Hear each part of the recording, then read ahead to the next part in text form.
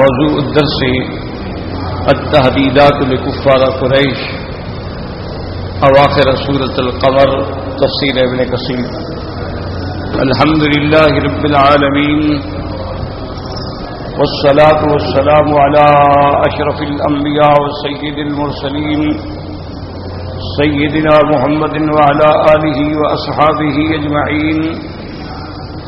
اللهم صل على سيدنا محمد وعلى آل سيدنا محمد كما صليت على إبراهيم وعلى آل إبراهيم في العالمين إنك حميد مجيد. أعوذ بالله من الشيطان الرجيم. بسم الله الرحمن الرحيم.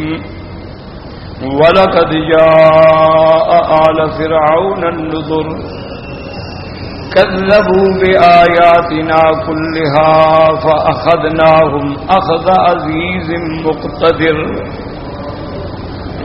أكفاركم خير من أولئكم أم لكم براءة في الزبر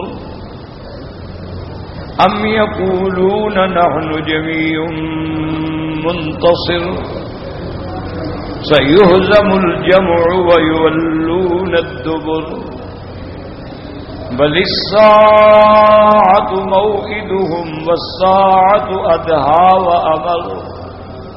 قال المؤلف والمفسر رحمه الله تعالى أداب النفع بعلومه وعلومكم في الدارين آمين إلى أن قال يقول تعالى مخبرا عن فرعون وقومه إنهم جاءهم رسول الله موسى عليه السلام وأخوه هارون عليه السلام بالبشارة إن آمنوا والنذارة إن كفروا وأيدهما بموجزات عظيمة وآيات متعددة فكذبوا بها كلها فأخذهم الله أخذ عزيز مقتدر أي فأبادهم الله ولم يبق منهم مخبر ولا عين ولا أثر. اب مفسر رحمۃ اللہ علیہ ان آیات کی تفسیر فرماتے ہیں اللہ پاک نے ان آیات میں خبر دی ہے فرعون اور اس کی قوم کے بارے میں کہ جب ان کے پاس اللہ کا رسول سیدنا موسیٰ علیہ السلام اور ان کے بھائی حضرت ہارون علیہ السلام آئے اور انہوں نے فرمایا کہ ایمان لاؤ گے تو تمہارے لیے جنت ہے اور وہ ان نظارت ان کفروا اور انہیں ڈرایا اگر تم کفر کرو گے تو پھر اللہ کے عذاب کی پکڑ جو ہے وہ بہت سخت ہے.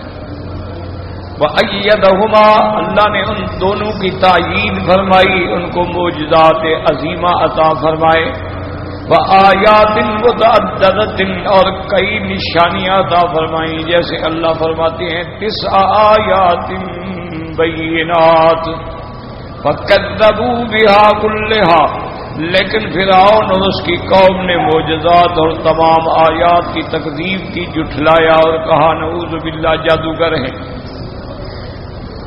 فَأَخَذَهُمُ اللَّهُ أَخْذَ عَزِيزٍ مُقْتَدِرٍ پھر اللہ نے پکڑا ان کو اپنی پوری قدرت کاملہ کے ساتھ. فَأَبَادَهُمُ اللَّهُ پھر اللہ نے ان کو ہلاک کر ڈالا. وَلَمْ يَبْقَ مِنْهُمْ ان کی قوم میں سے کوئی ایک بندہ بھی خبر دینے والا نہ بچا کوئی ایک بندہ بھی جاسوسی کرنے والا نہ بچا اور نہ ان کا کوئی نام و نشان بچ گیا. اللہ تبارک و تعالی نے جیسے دوسرے مقام میں فرمایا اغرقناہم اجمعین اللہ نے قوم فرعون کو فرعون کے ساتھ اللہ نے اس دریائے نیل میں غرق کر دیا ہمیشہ کے لیے اور اس کی لاش کو عبرت کا نمونہ بنا دیا. تو اللہ تبارک و تعالی فرما رہے ہیں ان احوال کے ذریعے کہ لوگ جو ہیں وہ سنبھل جائیں کہ مکے والوں تم بھی سنبھل جاؤ تم سے بڑی قوت والی قومیں گزر چکی ہیں. قوم عاد پہ نظر ڈالو قوم سمود پہ نظر ڈالو قوم لوط پہ نظر ڈالو قوم فرعون پہ نظر ڈالو اور پھر ان کے انجام پہ نظر ڈالو. لیکن ایک بات یاد رکھیں کہ بعض منکرین اسلام جو ہیں جن کا اللہ کے رسول پر اور قرآن پر ایمان نہیں ہے وہ لوگوں کو شبہات میں ڈال دیتے ہیں کہ دیکھو جی اب بھی تو کئی ملکوں میں سیلاب ہے، زلزلہ ہے، عذاب ہے، تو یہاں تو کسی نبی کی تکذیب نہیں ہے، تو یہ تو ہوتا رہتا، یعنی وہ ان کے دماغوں کو مشوش کرتے ہیں، پریشان کرتے ہیں کہ بھئی یہ ایک اللہ کا نظام ہے، یہ نظام عالم ہے، کبھی دریا چڑھ جاتے ہیں، کبھی طوفان آ جاتے ہیں، کبھی گلیشیئر پگھل جاتے ہیں، کبھی زمینوں کی پلیٹوں کے اندر ہلچل ہوتی ہے تو زلزلے آ جاتے ہیں، تو یہ تو ہوتا رہتا ہے۔ اس میں یہ کہنا کہ بھئی یہ اللہ کی تکذیب اور پیغمبر کے جھٹلانے کی وجہ سے ہوا ہے، تو یہ بات جو ہے ہم نہیں مانتے۔ وہ کہتے ہیں کہ ابھی دیکھو 1400 سال گزر گئے، ابھی تو کوئی نبی نہیں آیا ہے۔ تو عام سطحی ذہن جو ہے نا، جو بیچارے زیادہ تر انگریزی علوم سے واقف ہوتے ہیں اور انہوں نے اسلام کے بارے میں بھی وہ کتابیں پڑھی ہوتی ہیں جو ان کو انگریزی میں ملتی ہیں، تو وہ بھی شک و شبوں میں مبتلا ہو جاتے ہیں۔ لیکن جن کا اللہ کے قرآن پر ایمان ہے اور اللہ کے قرآن کو باقاعدہ پڑھتے ہیں، سمجھتے ہیں، تدبر کرتے ہیں، غور و فکر کرتے ہیں، وہ یہ بات جانتے ہیں کہ بھئی ٹھیک ہے یہ سیلاب آ گیا، ٹھیک ہے جی زلزلہ آ گیا، لیکن قوم نوح علیہ السلام پر جب عذاب آیا ہے تو اللہ نے نوح علیہ السلام کو باقاعدہ پہلے خبر دے دی اور اللہ نے بتلا دیا کہ اب مجھ سے سوال نہ کرنا،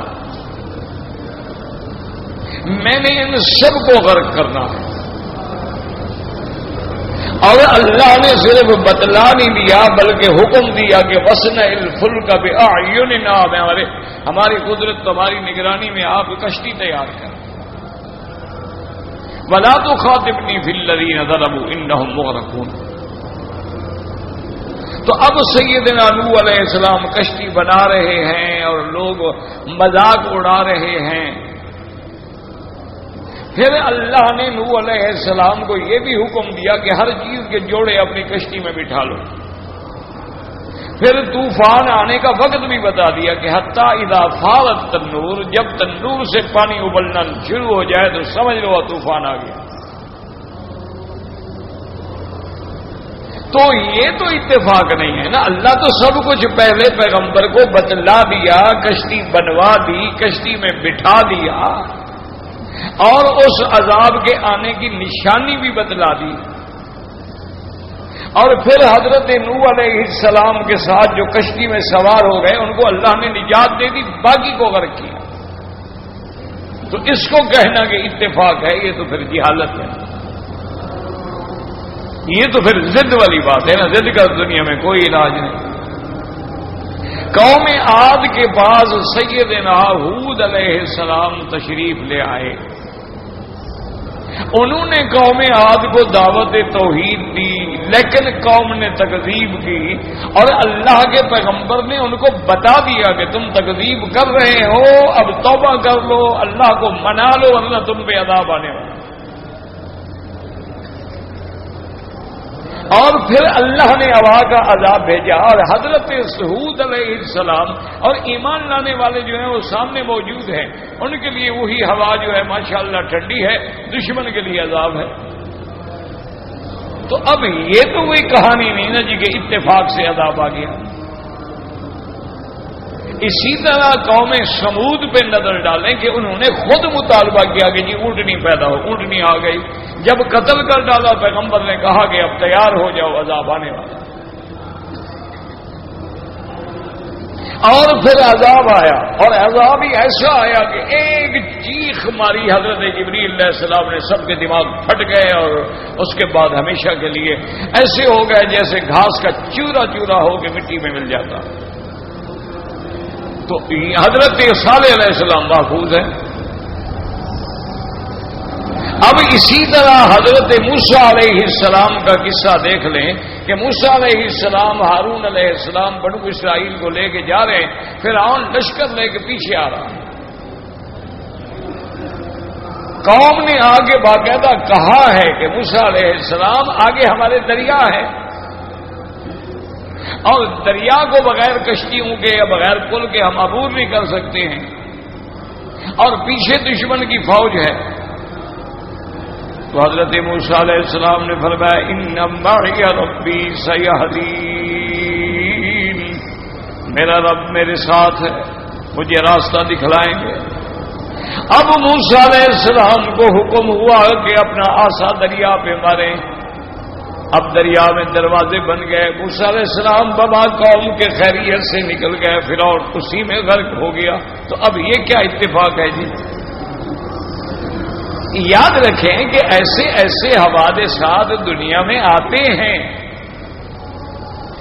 لیکن جن جن واقعات کے بارے میں اللہ نے فرمایا ہے کہ وہ تکذیب کی وجہ سے آئے ہیں تو وہ بالکل حق ہے۔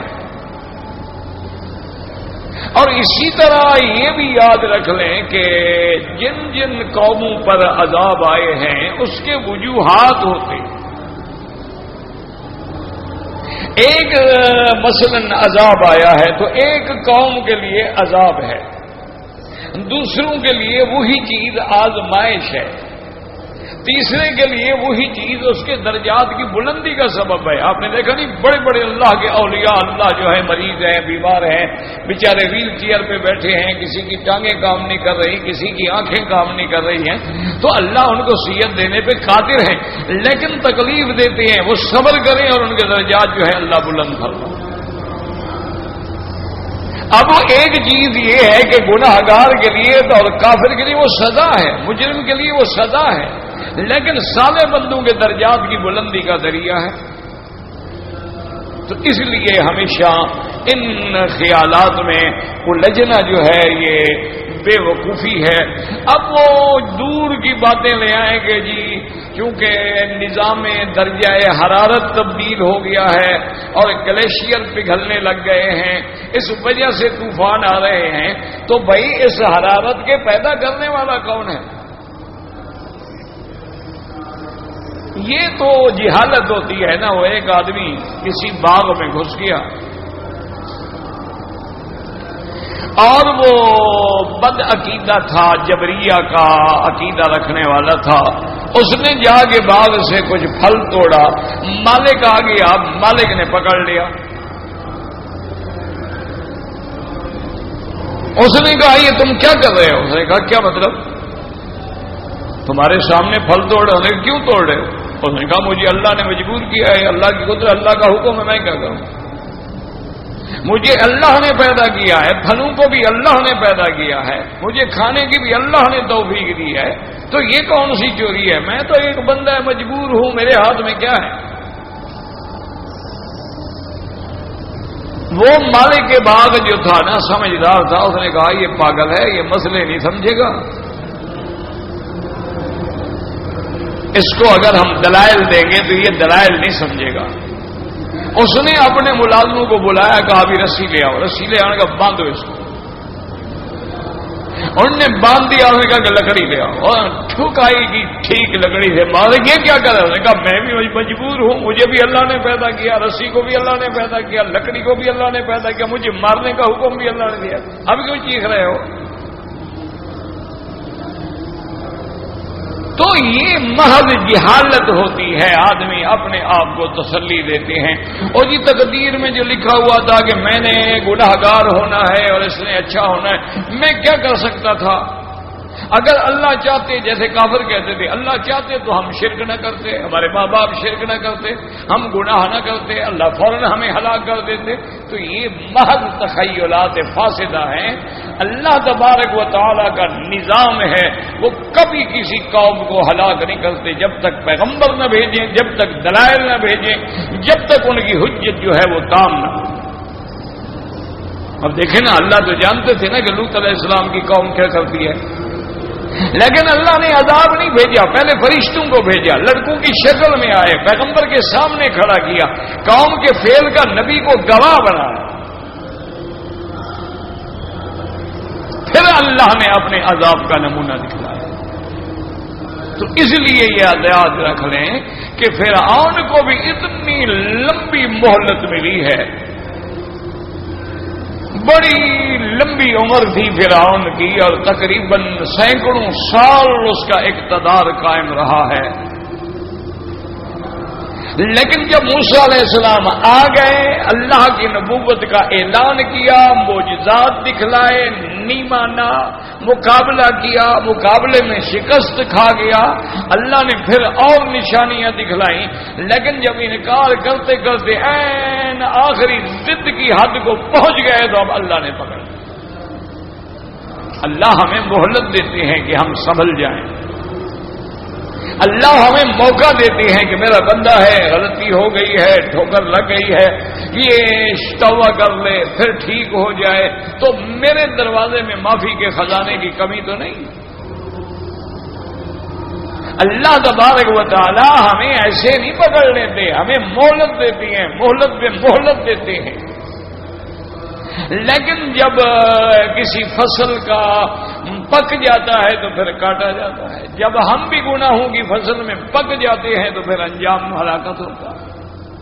اس لیے اللہ پاک نے فرمایا کہ جب ہم نے فرعون کو پکڑا تو پھر کوئی بندہ ایک بھی نہیں بچا جو خبر دینے والا ہو کہ کیا ہوا، اور نہ کوئی نشان باقی رہا کہ کہاں گئے۔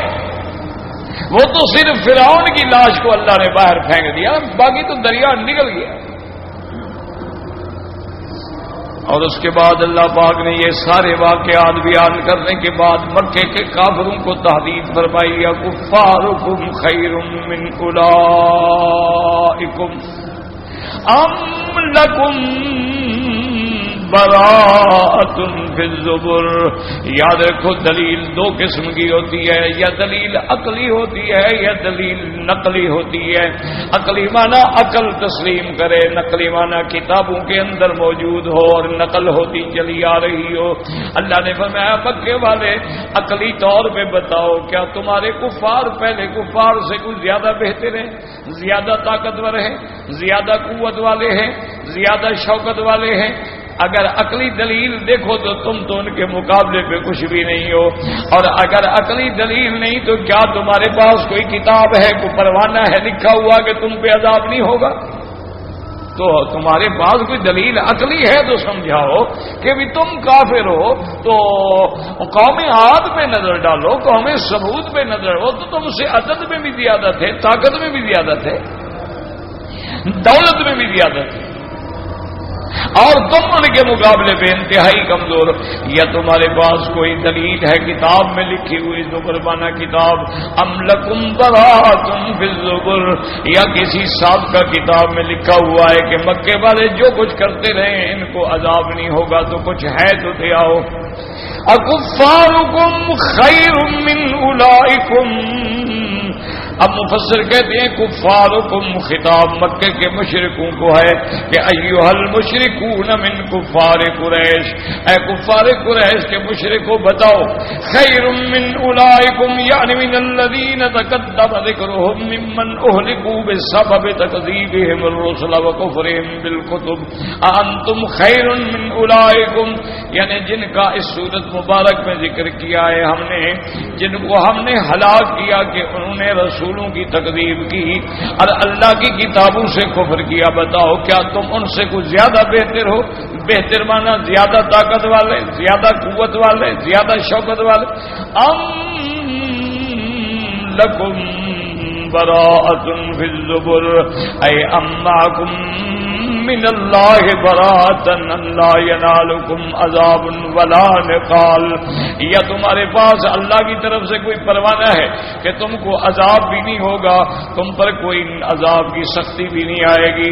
ثم قال تعالی مخبرا عنہم ام یقولون نحن جمیع منتصر، اے یعتقدون انہم یتناصرون بعضهم بعضا وان جمعهم یغنی عنہم من ارادهم بسوء. اب اللہ خبر دیتے ہیں کہ کفار قریش کا خیال اور کی اعتقاد یہ ہے کہ وہ ایک دوسرے کی مدد کریں گے اور ان کی بہت بڑی جمعیت ہے, بہت بڑی طاقت ہے, ان کو کوئی برائی اور کوئی تکلیف نہیں پہنچا سکتا. اللہ نے فرمایا بدبختو اپنی جمعیت پہ فخر نہ کرو, سیہزم الجمع ویولون الدبر, اے سیتفرق شملہم ویغلبون, تمہاری جماعت بھی بکھر جائے گی اور تم پیٹ دے کے بھاگو گے اور شکست کھا جاؤ گے, تمہاری قوت طاقت کسی کام نہیں آئے گی. قال البخاری رحمہ اللہ تعالی حدثنا اسحاق قال حدثنا خالد عن خالد وقال ايضا حدثنا محمد بن عفان عن وهيب بن خالد عن اكرمة عن ابن عباس رضي الله عنهما ان النبي صلى الله عليه وسلم قال وفي قبة له يوم بدر انشدك احدك ووعدك اللهم ان شئت لم تعبد بعد اليوم في الارض ابدا. حضرت امام بخاری رحمۃ اللہ علیہ نے یہ روایت نقل کی ہے حضرت ابن عباس رضی اللہ تعالیٰ عنہ سے کہ میرے مدنی رحمت دو عالم صلی اللہ علیہ وسلم کے لیے قبہ خیمے کا جیسے قبہ بنایا جاتا ہے, آپ بدر کے میدان میں اس قبے کے اندر تھے اور اپنے اللہ کے آگے درخواست کر رہے تھے کہ یا اللہ میں آپ کو آپ کا وعدہ یاد دلا رہا ہوں, آپ تو بھولنے سے پاک ہیں, لیکن آپ کا وعدہ ہے کہ انا لننصر رسلنا, ہم اپنے پیغمبروں کی مدد کریں گے, ان کو رسوا نہیں کریں گے. تو میرا مولا اگر آپ چاہتے ہیں ان شئت لم تعبد بعد اليوم فی الارض ابدا, اگر آپ یہ چاہتے ہیں کہ آج کے بعد زمین پہ کوئی آپ کے سجدے کرنے والا نہ بچے تو پھر ہمیں ہلاک کر دیں, کیونکہ اگر 313 مسلمان ختم ہو گئے تو گویا نعوذ باللہ اسلام مٹ جائے گا. فاخذ ابو بکر رضی اللہ تعالی عنہ بیدہ وقال حسبک یا رسول اللہ اللہ تعالی ربک وخرج وهو يسب بالدرء وهو يقول سيهزم الجمع ويولون الدبر بل الساعة موعدهم والساعة أدهى وأمر. سیدنا ابی بکر, یہ ہے ایمان. حضرت ابو بکر رضی اللہ تعالی عنہ نے آ کے حضور کے ہاتھوں کو پکڑ لیا اور کیا یا رسول اللہ آپ نے اللہ پہ ایسے زیادہ سے زیادہ سخت باتیں عرض نہ کریں, اگر اللہ آپ کی مدد نہیں فرمائیں گے تو پھر کس کی مدد فرمائیں گے, آپ بالکل پریشان نہ ہوں. حضور یہ ہے ایمان سیدنا ابی بکر رضی. یاد رکھیں جب تک ایمان یقین کی دولت نہ ہو تو پھر کچھ بھی نہیں. تاریخ میں آتا ہے کہ ایک بزرگ نے اعلان کیا کہ نماز استسقاء پڑھنی ہے, بارش بند ہے. سارے لوگ نماز کے لیے نکلے. ایک بچہ تھا کوئی تقریباً 10 سال اس کی عمر تھی, وہ نکلا لیکن چھتری بھی بغل میں. تو کسی بزرگ نے اس کو پکڑا, اس نے کہا اللہ کے بندے ہم تو اتنے عرصہ ہو گیا پانی کا قطرہ نہیں آیا, چھتری لے کے کیوں چل رہے؟ اس نے کہا نماز پڑھیں پانی آئے گا, بس بات ختم ہو گئی. یہ ہے یقین. اور جب تک یہ ایمان اور یقین کی دولت پیدا نہ کرو گے کچھ بھی نہیں ہوگا. ہم مولوی بھی تقریر کرتے ہیں, ہمارے اپنے ایمان کا بھی کوئی حال نہیں. ہم لوگوں کو کہنے کے بڑے شیر ہیں. جیسے اقبال نے کہا تھا نا, گفتار کا غازی تو بنا لیکن کردار کا غازی بن نہ سکتا. ہم لوگ بھی کہہ دیتے ہیں, ورنہ اصل بات یہ ہے کہ اللہ پر ایمان اور یقین ہو تب بات بنتی. اب آپ حدیثیں پڑھ لیں, یعنی ایک حدیث نہیں ہے, متعدد حدیثیں ہیں, متعدد صحابہ کے اقوال ہیں, متعدد تابعین کے اقوال ہیں, متعدد اولیاء اللہ کے اقوال ہیں کہ جو دعا بھی مسلمان ملتزم پہ مانگے گا وہ ہر حال میں پوری ہوگی. ملتزم کا معنی یاد رکھ لو کہ حجر اسود سے لے کر دروازے کی جو چوکھٹ ہے نا, یہ جو درمیان میں تھوڑا فاصلہ ہے اس کو ملتزم کہتے ہیں. کہ یہاں آدمی سینہ لگا لے، سامنے کھڑا ہو جائے، موقع نہیں ملا سامنے کھڑا ہو کے دعا کرے، لیکن یعنی یہ وہ جگہ ہے کہ تمام صحابہ کہتے ہیں کہ ہم نے جب بھی دعا کی قبول ہوئی، تابعین کہتے ہیں کہ ہم نے اس جگہ کھڑے ہو کر جو مانگا وہ مل گیا، بڑے بڑے اولیاء اللہ کہتے ہیں کہ ہم نے جب ملتزم پہ کھڑے ہو کے دعا مانگی تو وہ دعا ہماری خالی نہیں گئی۔ تو آخر کیا وجہ ہے کہ آج ہم دعائیں مانگتے ہیں اور کوئی نتیجہ نہیں ہے؟ تو اس کا مطلب یہی ہے نا کہ یقین نہیں ہے اللہ کی، جو ایمان ہمارے میں تذبذب ہے، تو جب آدمی کا ایمان متذبذب ہو تو نتیجہ کب نکلے گا؟ حتیٰ کہ دنیا میں دیکھ لیں، اگر آپ کا ڈاکٹر بھی یقین نہ ہو آپ کو دھیلے کا فائدہ بھی نہیں ہوگا۔ آپ کہیں جی علاج تو کرواتے ہیں، پتہ نہیں ڈاکٹر ہے بھی کہ نہیں بھی، پتہ نہیں سمجھدار ہے یا بے وقوف ہے، پتہ نہیں نسخہ صحیح لکھا ہے یا غلط ہے، چلو تجربہ کر لو، یہ تجربے کرتے کرتے زندگی چلی جائے۔ اصل بات وہ ایقان ہے، وہ یقین ہے۔ میں نے پہلے بھی آپ کو بتایا تھا نا کہ حضرت مرزا مظہر جانا رحمت اللہ علیہ بہت بڑے اللہ کے ولی گزرے ہیں اور بڑے نفیس الطبع تھے۔ لوگ بڑا تنگ کرتے ہیں ان کو، حضرت تعویذ لکھ دیں تعویذ لکھ دیں، فرماتے بھائی میں کوئی تعویذ شویذ جانتا ہی نہیں، کیا لکھ دوں؟ اور یہ بھی یاد رکھیں کہ جتنا غیر شرعی تعویذ ہیں ان کا تو لکھنا بھی حرام اور لٹکانا بھی حرام۔ یہ ہوتے ہیں نا بعض، یا صرف لکیریں لگی ہوئی ہیں، اب کیا پتا لکیروں میں کیا ہے، یا ایسی زبان میں کلمات ہیں ہمیں پتہ ہی نہیں کہ وہ کلمات کیا ہیں، یا ایسے کلمات ہیں جو منہ میں شرک ہیں کہ یا جبرائیل یا میکائیل یا فلان، تو یہ تو ندا الی غیر اللہ ہے، وہ شرک ہے۔ بعض علماء اس کی اجازت دیتے ہیں کہ بھی اگر کسی نے قرآن کی آیت لکھ دی،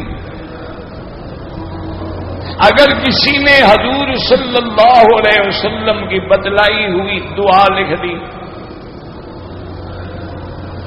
ورنہ افضل یہ ہوتا ہے کہ آدمی پڑھے اور اپنے ہاتھوں پہ دم کر کے بدن پہ پھیر دے، اس میں کوئی اختلاف نہیں۔ تو بہرحال جب حضرت مرزا صاحب کو لوگ مجبور کر دیتے تو آپ کاغذ پہ تعویذ لکھ کے ان کو بابا لے جاؤ۔ اللہ کی شان دیکھیں، جس کو لکھ دیتے کام ہو جاتا۔ ایک دن میرے جیسا کوئی کچا مولوی ہوگا نا جی، وہ مولوی تو پھر وہمی ہوتا ہے نا، لوگوں کو سبق پڑھاتا ہے، خود یقین نہیں ہوتا، تو اس نے کہا کہ بھائی یار یہ تعویذ ہم کھول کے خود کیوں نہ سیکھ لیں، آئندہ مرزا صاحب کے پاس جانے کی ضرورت ہی نہ رہے، جان چھوٹے ہم بھی لکھ دیا کریں گے۔ تو اس نے ایک آدمی سے تعویذ لے کے کھولا تو اس میں لکھا تھا کہ ہر چکنت او کنت بندہ عاجز چکنت، اس میں لکھا تھا کہ جو کرتا ہے میرا مولا کرتا ہے، میں عاجز بندہ کیا کر سکتا ہوں؟ اب یہ کون سا تعویذ ہے جی؟ انہوں نے کہا ہر چکنت او کنت، جو بھی ہوتا ہے وہ اللہ کی ذات کرتی ہے، بندہ ہے عاجز چکنت، ایک عاجز بندہ کیا کر سکتا ہے؟ اسی طرح ایک اور بزرگ کے بارے میں لکھا ہے کہ ان کو جب تنگ کیا گیا، ان نے بھی لکھ دیا، تو جب کھول کے پڑھا گیا تو لکھا تھا کہ یا اللہ میں کچھ جانتا نہیں، یہ تیرا بندہ مانتا نہیں۔ یہ کہتے لکھ دو لکھ دو لکھ دو، اور میں کچھ جانتا نہیں، تیرا بندہ مانتا نہیں، آگے تیری مرضی، کام ہو جاتا۔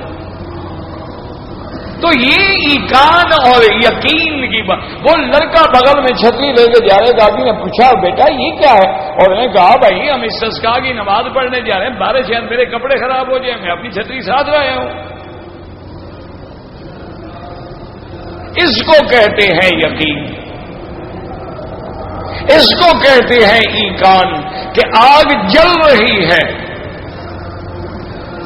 اور آگ میں زندہ جلایا جا رہا ہے، ماں کا شیر خوار بچہ ہے اس کو بھی آگ میں ڈالا جا رہا ہے، اور لیکن ماں کہتی ہے ظالمو جو مرضی آئے کر لو، ہم نے اپنے اللہ پہ یقین کر لیا ہے، اب ہمیں کوئی غم نہیں۔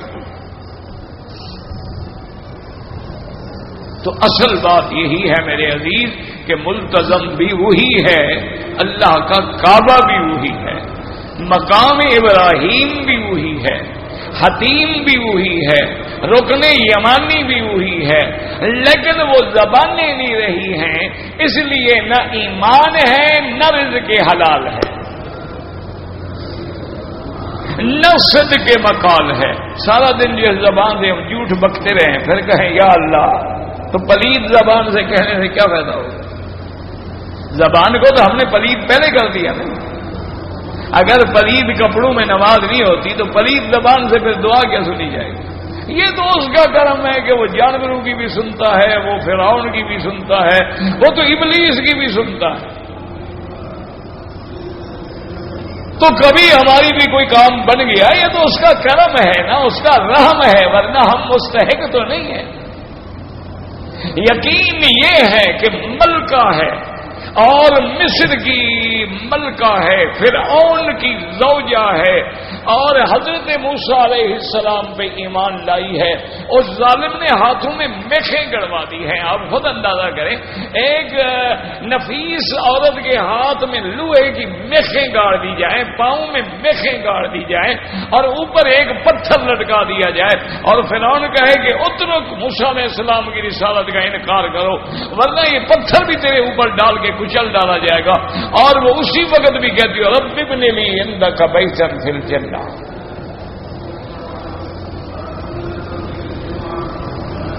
کہ یا اللہ مجھے جنت میں اپنے غریب گھر عطا فرما، ونجنی من فرعون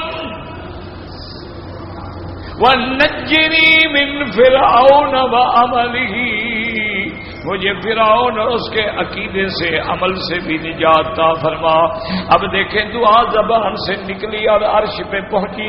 اللہ پاک نے فرمایا جبریل جنت کے درمیان اور میری اس بندی کے درمیان میں پردے ہٹا کے اس کو اپنا مقام دکھا دو، اس کو سب سے اونچا مقام دوں گا، یہ زوجہ بنے گی محمد مصطفیٰ کی۔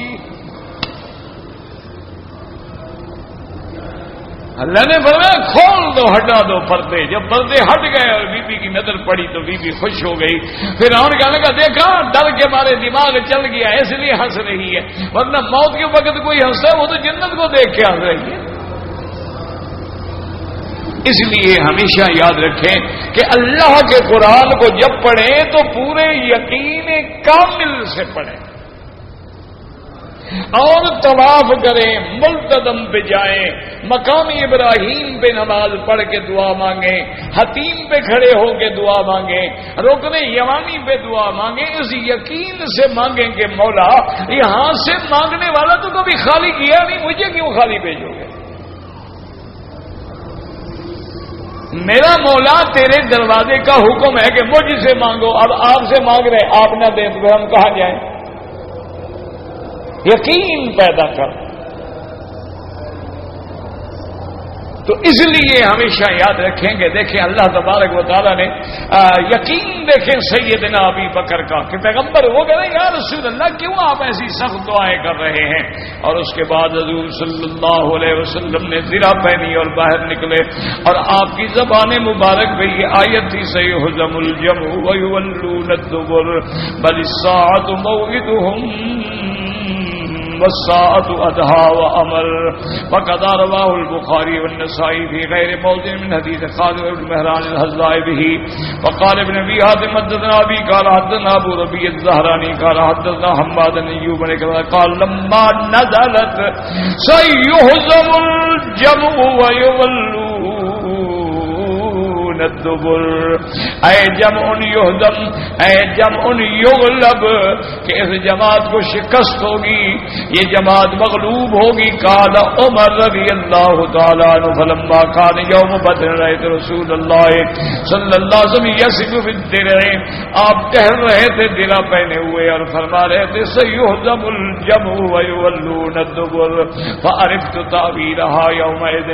حضرت عمر فرماتے ہیں مجھے اس دن معنی سمجھ آیا کہ اس آیت کا مقصد یہ ہے کہ اللہ نے اپنے پیغمبر کو خبر دے دی ہے کہ کافروں کا لشکر پیٹ دے کے بھاگے گا، شکست کھائے گا، آپ کوئی غم نہ کریں۔ وقال البخاری رحمہ اللہ تعالی حدثنا ابراہیم بن موسیٰ قال حدثنا الشام بن یوسف بن جریج اخبرنی یوسف بن ماہک قال انی عند عائشہ ام المؤمنین رضی اللہ تعالی عنہ فقالت نزل على محمد صلی اللہ علیہ وسلم بمکہ وانی لجاریۃ العب بل الساعة موعدهم والساعة أدهى وأمر هكذا رواه ولا مختصر ورواه في فضائل القرآن متبرا من يخرج مسلم امام بخاری رحمۃ اللہ علیہ نے یہ سند سے روایت فرمائی ہے۔ یوسف بن مالک فرماتی ہیں کہ میں بی بی عائشہ امہات المومنین رضی اللہ تعالی عنہ کی خدمت میں تھا کہ بی بی عائشہ نے فرمایا کہ مکے میں جب یہ آیات حضور صلی اللہ علیہ وسلم میں نازل ہوئی ہیں تو میں بچی ہوتی تھی، میں کھیل رہی تھی، یہ آیات اللہ تبارک و تعالی نے حضور پہ نازل فرمائی بل الساعة موعد والساعة أدهى وأمر۔ اللہ نے فرمایا میرا مدنی کفار قریش کو ہم نے جو دنیا میں عذاب دیا ہے یہ عذاب دنیا ہے، اصل عذاب شدید جو ہے وہ قیامت والے دن ہوگا۔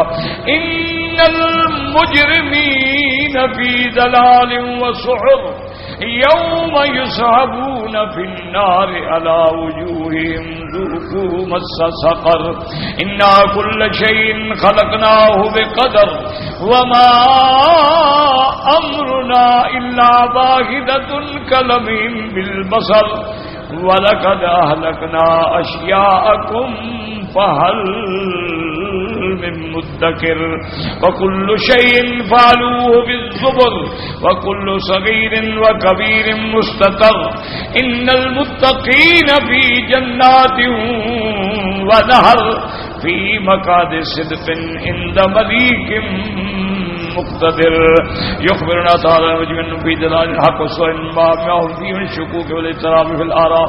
اللہ پاک خبر دیتے ہیں یہ مجرمین جو ہیں، یہ ظالمین، یہ کافرین جو ہیں یہ گمراہی میں پڑے ہوئے ہیں، یہ شکوک و شبہات میں پڑے ہوئے ہیں۔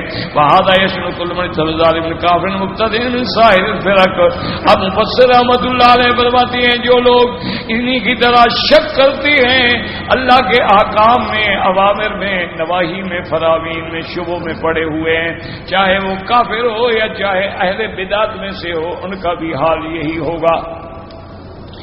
ان المجرمین فی ضلال وسعر یوم یسحبون فی النار علی وجوہہم اے کما کانوا فی سور وشکر متردد اورثهم ذلک النار وکما کانوا ضلالا یسحبون فی علی وجوہہم لا یدرون این یذهبون ویقال لهم تقریا وتوبیخا۔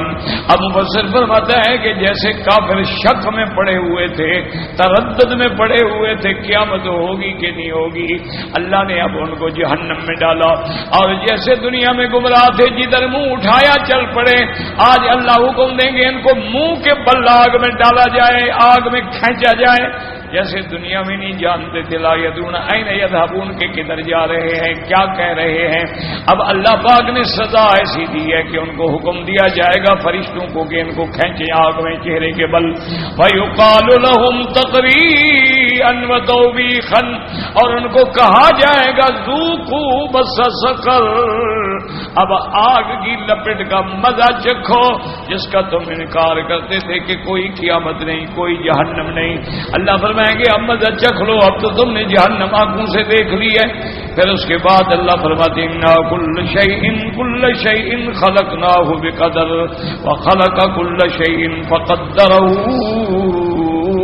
تقديرا وكقوله تعالى سبح اسم ربك الأعلى الذي خلق فسوى والذي قدر فهدى اے قدر قدرا وهدى الخلائق الیہا۔ اللہ فرماتے ہیں ہم نے ہر چیز کا فیصلہ کیا اور ٹھیک ٹھیک فیصلہ کیا ہے، ہر چیز میری تقدیر میں فیصلہ ہو چکا ہے، پھر اسی کی طرف اس نے جانا ہے، جس کے مقدر میں ہدایت ہے وہ ہدایت کی طرف جائے گا، ضلالت ہے تو ضلالت کی طرف جائے گا۔ ولہذا یستدل بهذه الآیۃ الکریمۃ ائمۃ السنۃ علی اثبات قدر اللہ السابق لخلقہ وهو علمہ الاشیاء قبل كونها وكتابته لها قبل برئها وردوا بهذه الآية بما شاكلها من الآيات وما ورد في معناها من الأحاديث الثابتات على الفرق القدرية الذين نبغوا في أواخر عصر الصحابة. وقد تكلمنا على هذا المقام مفصلا وما ورد فيه من الأحاديث في شرح كتاب الإيمان من صحيح البخاري رحمه الله تعالى. فلنذكرها هنا الأحاديث المتعلقة بهذه الآية الكريمة. يا اللہ نے فرمایا انا کل شیء خلقناه بقدر. دوسری جگہ فرمایا خلق کل شیء فقدره تقدیرا. اور تیسری جگہ فرمایا سبح اسم ربک الاعلی الذي خلق فسوى والذي قدر فهدى. اے قدر قدرا وهدى الخلائق الیہ. انہی آیات مبارک سے اہل سنت والجماعت جو ہیں وہ دلیل پکڑتے ہیں کہ تقدیر میں ہر چیز اللہ تبارک و تعالی پہلے فیصلہ فرما چکے ہیں اور ہر چیز اللہ تبارک و تعالی کے علم کے اندر ہے. اس چیز کے پیدا ہونے سے پہلے بھی علم کے اندر ہے, پیدا ہونے کے بعد بھی علم کے اندر ہے. اس لیے صحیح حدیث میں آتا ہے اس زمان دنیا کائنات کو پیدا کرنے سے 2000 سال پہلے اول ما خلق اللہ القلم, اللہ نے تقدیر کا قلم پیدا فرمایا, حکم دیا اکتب ما کان وما یکون وما هو کائن الى یوم القیامہ. حکم دیا کہ لکھ دو جو ہو چکا, جو ہو رہا ہے, جو ہوگا قیامت تک, سب لکھا گیا, لوح محفوظ میں رکھا گیا. یہی وجہ ہے کہ جب لوح محفوظ سے 4 شیٹ ملتی ہے فرشتوں کو وہ دیکھتے ہیں کہ جو دنیا میں ہو رہا ہے میرے مالک نے پہلے لکھ رکھا ہے. اس لیے وہ کہتے ہیں سبحانک لا علم لنا الا ما علمتنا. اللہ تعالیٰ ہر چیز کو جانتے ہیں, اس کے ہونے سے پہلے جانتے ہیں, اس کے پیدا ہونے سے پہلے اللہ نے لکھ دیا ہے. اسی طرح کی جو آیات مبارک ہیں یا اسی معنی میں جو احادیث ثابتہ ہیں سرکار دو عالم صلی اللہ علیہ وسلم سے فرقہ قدریہ کی رد میں علماء اہل سنت بیان فرماتے ہیں. یہ فرقہ قدریہ صحابہ کے زمانے میں پیدا ہوا. وقت تکلمنا علی هذا المقام مفصلا. مفسر رحمۃ اللہ علیہ فرماتے ہیں میں نے بڑی تفصیل سے بحث کی ہے شرح کتاب الایمان صحیح البخاری رحمہ اللہ کی شرح میں. جس نے دیکھنا ہے وہاں دیکھ لیں, لیکن کچھ احادیث مبارک ہم یہاں بھی ذکر کرتے ہیں. قال احمد حدثنا وکیع قال حدثنا سفیان الثوری عن زیاد بن اسماعیل السہمی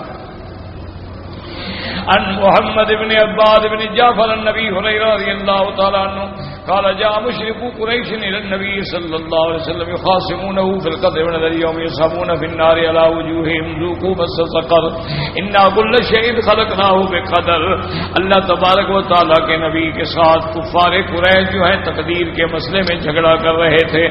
حضور صلی اللہ علیہ وسلم کے ساتھ جب جھگڑ رہے تھے تو یہ آیات نازل ہوئی یوم یصابون في النار على وجوههم ذوقوا مس سقر انا كل شيء خلقناه بقدر. وهكذا رواه مسلم والترمذي وابن ماجه وكيع سفيان الثوري به. وقال البزار وحدثنا ابن علي قال حدثنا ضحاك بن مخلد قال حدثنا يونس بن حارث بن شهاب النبي عن جده قال ما نزلت هذه الآيات ان المجرمين في ضلال وسعر یوم یصابون فی النار علی وجوہہم ذوقوا مس سقر انا کل شیء خلقناہ بقدر الا فی اہل القدر. انہوں نے کہا یہ بھی قدریہ فرقے کے رد ہیں, گویا کہ آیات اتری ہیں. وقال ابن ابی حاتم حدثنا ابی قال حدثنا سعد بن سعد الطاقی حدثني قرة بن حبیب قال حدثني جرير بن حازم سعید ابن عمرو بن جعدہ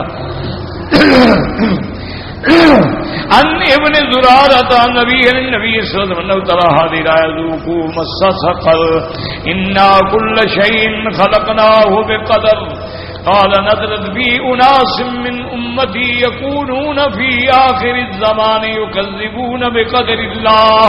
حضور نے فرمایا یہ آیات اللہ نے نازل فرمائی ہیں میری امت میں آخر زمانے میں ایسے لوگ بھی پیدا ہوں گے جو تقدیر کا انکار کریں گے.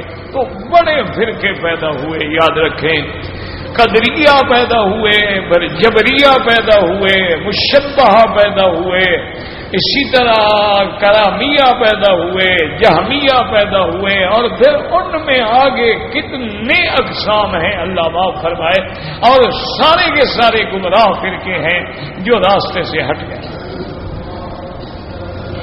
صحیح عقیدہ اہل سنت والجماعت یہ ہے کہ ہمارا اللہ کی تقدیر پہ ایمان ہے. نؤمن بالقدر خیرہ وشرہ من اللہ تعالی والبعث بعد الموت. ہمارا ایمان ہے کہ جو خیر ہے جو سب میرے اللہ کی طرف سے. اور جب آدمی کا تقدیر پر ایمان پختہ ہو جائے تو اس کے غم جو ہیں وہ خود بخود ختم ہو جائے. کہ جب اس کو پتا ہے بھئی تقدیر میں ہر چیز میری پیدائش سے بھی پہلے لکھی گئی. ایک ہے ظاہری طور پہ پریشان ہونا، یہ تو فطرت انسانی ہے نا.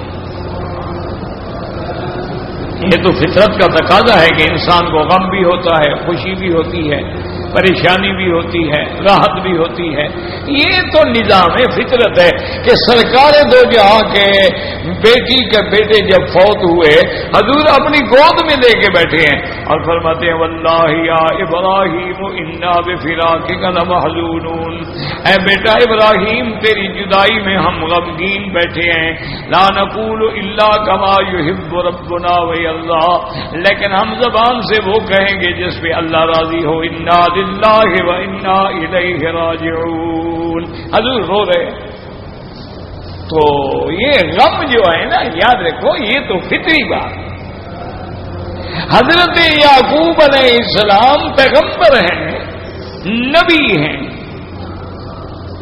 اور نبی بھی ایسی شان والے جن کا یعنی یعقوب علیہ السلام کا ابا بھی نبی ہے، دادا بھی نبی ہے، بیٹا بھی نبی ہے. یوسف علیہ السلام نبی ہیں، یعقوب علیہ السلام نبی ہیں، اسحاق علیہ السلام نبی ہیں، ابراہیم علیہ السلام نبی ہیں.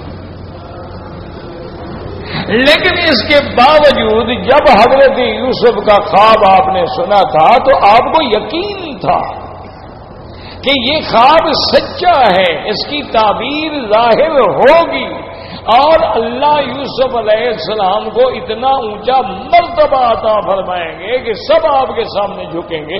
اس کے باوجود بھی غم ہے، رو رہے ہیں، آنکھیں سفید ہو گئی. حالانکہ آپ کو تو یقین تھا کہ بھائی حضرت یوسف اگر یقین نہ ہوتا تو کبھی نہ کہتے بیٹا باقی بھائیوں کو یہ خواب نہ بدلانا، وہ حسد میں مبتلا نہ ہو جائے. اور اپنی اولاد کو کہہ رہے ہیں فتحسسوا ان یوسف واقعی ہے، جاؤ ڈھونڈو تو صحیح، لا تیأسوا من روح اللہ، اللہ کی رحمت سے نا امید نہ ہوں. اور کہہ رہے ہیں صلی اللہ علیہ یعنی بہم جمیعہ، ہو سکتا ہے اللہ دونوں بھائیوں کو اکٹھا کر کے مجھے ملا دیں. لیکن اس کے باوجود بھی رو رہے ہیں. یہ فطری باتیں ہیں. ایک ہے فطرت، چوٹ لگے گی تکلیف ہوگی، یہ کو بات ہے. اگر آپ نے گلاب کے پھول کو پکڑا خوشبو آئے گی، گندگی سے بدبو آئے گی. یہ تو ایک نیچر ہے، یہ تو حالات ہیں. لیکن جن کا اللہ پر ایمان ہوتا ہے، یعنی آپ یقین کریں کہ جب دنیا میں مارکیٹ ایکسچینج مارکیٹ کریش ہوئی تھی، کئی لوگ جو تھے ان کے ہارٹ فیل ہو گئے، گھاٹا آیا مر گئے. اور کئی مسلمان بڑے بڑے تاجر جن کو بڑے بڑے گھاٹے ہیں، انہوں نے کہا انا للہ و انا الیہ راجعون. اللہ نے ہی دیا تھا نا، اللہ نے لے لیا، بس ٹھیک ہے. بس وہ چاہے دے دے، وہ چاہے چھین لے، وہ چاہے پھر دے دے. توتی الملک من تشاء وتنزع الملک ممن تشاء وتعز من تشاء وتذل من تشاء بیدک الخیر. اور اسی طرح یہ بھی سمجھ لیں کہ دراصل جس کو ہم برا کہتے ہیں نا، وہ چیز جب ہم استعمال کرتے ہیں تو بری ہو جاتی ہے، ورنہ فی ذات ہی اس میں بھی ایک خیر کا پہلو ہوتا ہے۔ اب دیکھیں آگ ہے، اگر آگ نہ ہو تو ہمارے چولہے کیسے چلیں گے، کھانے کیسے پکیں گے، نظام کیسے چلے گا، جہاز کیسے چلیں گے، گاڑیاں کیسے چلیں گی؟ لیکن اگر خدا نہ کرے وہی آگ جو ہے گھروں کو لگا دیں اور جنگلات کو لگا دیں اور جلا ڈالیں تو پھر ہم نے اس کو غلط استعمال کیا۔ ورنہ اللہ نے جو چیز بھی بنائی ہے وہ ٹھیک اندازے پہ بنائی ہے، اور اس کا فیصلہ پیدا ہونے سے پہلے اللہ کر چکے ہیں اور ہر چیز لکھ چکے ہیں۔ یہی عقیدہ ہے اہل سنت والجماعت کا۔ اور اس کے بعد مفسر رحمۃ اللہ علیہ فرماتے ہیں وحدثنا الحسن بن عرفہ قال حدثنا مروان بن شجاع الجزري عن عبد الملك بن جريج عن عطاء بن ابي رباح قال اتيت ابن عباس وهو ينزو من زمزم وقد ابتلت اصابع ثيابه وقلت له قد تكلم في القدر فقال او قد فعلوها قلت نعم قال فوالله ما نزلت هذه الايه الا فيهم۔ حضرت عطاء ابن ابی رباح فرماتے ہیں میں حضرت ابن عباس کی خدمت میں آیا اور وہ چاہے زمزم پہ کھڑے تھے اور زمزم کھینچ کے پی رہے تھے اور آپ کے نیچے کے کپڑے بھی بھیگ گئے تھے، اور میں نے ان سے کہا کہ ابن عباس اب لوگ ایسے بھی پیدا ہو گئے ہیں جو تقدیر کا انکار کر رہے ہیں، تقدیر کے بارے میں باتیں کر رہے ہیں۔ حضرت ابن عباس نے فرمایا کیا ایسا کر رہے ہیں؟ انہوں نے کہا کر رہے ہیں۔ آپ نے فرمایا مجھے اللہ کی قسم ہے یہ آیت ان کے بارے میں نازل ہوئی ہے ذوقوا مس سقر ان کل شیء خلقناه بقدر اولئک الشرار هذه الامه فلا تعودوا مرضاهم ولا تصلوا على موتاهم اذ رأيت احد منهم فقات عينيه باصبعي هاتين۔ آپ نے فرمایا یہ تقدیر کے منکر جو ہیں یہ اس امت کے سب سے شریر لوگ ہیں، اگر یہ بیمار ہوں تو ان کی عیادت نہ کریں، مر جائیں تو ان کا جنازہ نہ پڑھنا۔ اور آپ نے فرمایا اگر مجھے ان میں سے کوئی آدمی مل جائے تو میں انگلیوں سے اس کی آنکھیں نکال ڈالوں۔ وقد رواہ الامام احمد بن وجہ آخر وفیہ مرفوعا فقال حدثنا ابو المغیرہ قال حدثنا اوزاعی عن بعض اخوتی محمد بن عبید المکی عن عبد اللہ بن عباس قال قیل له ان رجلا قدم علینا یکذب بالقدر۔ وہ کہتے ہیں کہ عبداللہ بن عباس کی خدمت میں ہم نے کہا ایک آدمی ایسا ہے جو تقدیر کی تکذیب کرتا ہے۔ فقال دلونی علیہ وہو اعمی۔ حضرت ابن عباس کی آخری عمر میں نظر چلی گئی تھی، آپ نابینا ہو گئے تھے، انہوں نے فرمایا مجھے بت لے جاؤ۔ قالوا ما تصنعوا بی یا ابا عباس، آپ نے فرمایا تم ایسے آدمی کا کیا کرو گے؟ قال والذی نفسی بیدہ لئن استمکنت منہ لأعزلن انفہ حتی اقطعہ۔ فرمانے لگے اگر اللہ مجھے قدرت دے دے اس بندے پر تو میں اس کا ناک کاٹ ڈالوں گا۔ وَلَئِنْ وَقَعَتْ رَكْبَتُهُ فِي يَدِي لَأَدَكَّنَّهَا، اگر اس کی گردن میرے ہاتھ میں آ جائے تو میں اس کی گردن دبا دوں گا۔ فَإِنِّي سَمِعْتُ رَسُولُ اللَّهِ صَلَّى اللَّهُ عَلَيْهِ وسلم يَقُولُ كَأَنِّي بِنَسَاءِ بَنِي فَهْرٍ يَطُفْنَ بِالْخَضْرِ تَصْطُفْ كَأَلْيَاتَهُنَّ مُشْرِكَاتٍ هذا اول شرك هذه الامه والذي نفسي بيده لينتهن بهم سورايهم حتى يخرجوا من الله من ان يكون قد خيرا كما خرجوا من ان يكون قد شر۔ آپ نے فرمایا کہ میں نے حضور سے سنا تھا کہ نساء بنی فہر کی عورتیں جو ہیں یطفن بالخزرج وہ پھر رہی ہیں اور ان کی الیات جو ہیں وہ دھڑک رہے ہیں، یعنی بتوں کے گرد چکر لگا رہی ہیں، وہ مشرکات ہیں اور یہ شرک ہے اس امت کا۔ والذی نفسی بیدہ، مجھے قسم ہے ذات پاک کی جس کے قدرت قبضہ میں میری جان ہے، ینتہن بہم سوء رائہم، یہ اپنی رائے سے ہٹ جائیں ورنہ اللہ تبارک و تعالیٰ ہی بالکل فیصلہ فرمائیں گے، کیونکہ خیر کا خالق بھی میرا اللہ ہے اور شر کا خالق بھی میرا اللہ ہے۔ لیکن ادب کا تقاضا یہ ہوتا ہے کہ ہم خیر کی نسبت اللہ کی طرف کریں گے اور شر کی نسبت جو ہے اپنے نفس کی طرف کریں گے یا شیطان کی طرف کریں گے۔ ورنہ دیکھیں نا، شیطان کو بھی تو اللہ نے پیدا کیا ہے۔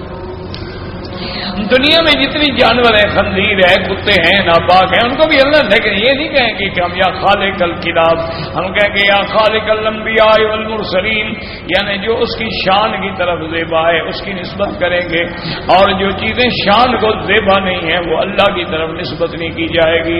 جیسے حضرت ابراہیم علیہ السلام نے کہا وَإِذَا مَرِضْتُ فَهُوَ يَشْفِينِ، جب میں بیمار ہوتا ہوں تو اللہ شفا دیتے ہیں، حالانکہ بیماری بھی اللہ دیتے ہیں، شفا بھی اللہ دیتے ہیں، لیکن ادب کا تقاضا یہ تھا کہ بیماری کو اپنی طرف نسبت کی اور شفا کی اللہ کی طرف نسبت کی۔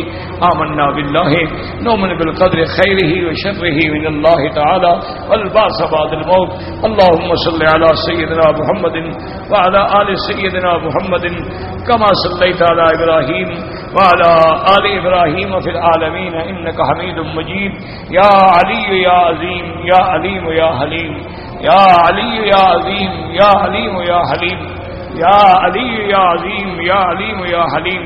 اللهم إنك مليك مقتدر ما تشاء من أمر يكون، اللهم إنك مليك مقتدر ما تشاء من أمر يكون، اللهم أسعدنا في الدارين واقض عنا الدين، اللهم كن لنا ولا تكن علينا، اللهم كن لنا ولا تكن علينا، وانصرنا على من بغى علينا، اللهم كن بنا رؤوفا رحيما ولا تجعلنا شقيا ولا محروما، اللهم ارزقنا الإخلاص والخلاص وطهر قلوبنا من النفاق وعيوننا من الخيانة فإنك تعلم خائنة الأعين وما تخفي الصدور، اللهم إنا نعوذ بك من الشك والشرك والشقاق والنفاق وسوء الأخلاق وسوء المنظر وسوء المنقلب في المال والأهل والولد، اللهم أصلحنا وأصلح بنا وأصلح أولادنا وأولاد المسلمين، اللهم أصلح شبابنا وشباب المسلمين،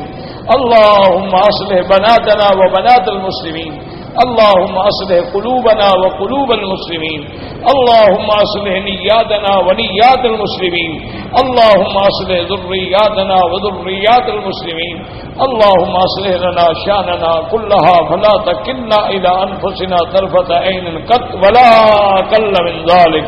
یا اللہ بیماروں کو شفا عطا فرما، یا اللہ سب بیماریاں ظاہری باطنی روحانی جسمانی نفسانی اپنی رحمت سے دور فرما، یا الہ العالمین عالم اسلام کی عزت و غلبے کا فیصلہ فرما، یا اللہ حرمین الشریفین اور اس بلد الامین کو قیامت تک ہر فتنے سے محفوظ فرما، یا اللہ مسلمانوں کی جان مال آبرو عزت کی حفاظت فرما، یا اللہ بے دینوں کو دین عطا فرما، بے اولادوں کو اولاد عطا فرما، یا اللہ جن کی اولادیں ہیں ان کو صالح بنا، یا اللہ بے روزگاروں کو روزگار عطا فرما، قرض داروں کے قرض عطا فرما، یا اللہ ہمیں مانگنا بھی نہیں آتا بغیر مانگے عطا فرما، یا اللہ پورے عالم میں ہدایت کی ہوائیں چلا دے، یا اللہ پورے عالم میں ہدایت کی فضائیں پیدا فرما دے۔